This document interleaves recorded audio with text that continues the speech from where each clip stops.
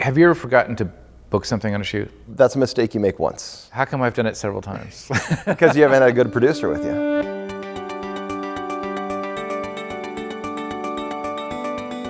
You have a great opportunity when you're working for other photographers to not only learn how they're making their way through business, but what they're doing wrong. When somebody inquires and asks you to shoot their product, what is the best way to respond before pricing? There's not enough conversation about the job before it happens.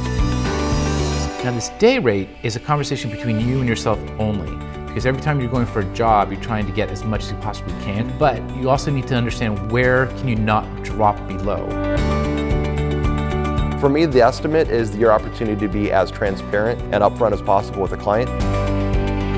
Okay, so we've got a pretty good preliminary estimate built out. Let's start putting in some numbers.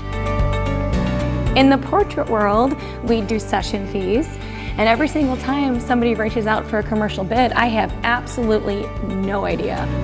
So in this section, we're going to talk about basic business practices, and the reason we're going to do that is because photographers don't work every single day. The money could be great one day, and there could be an incredible dearth the next week.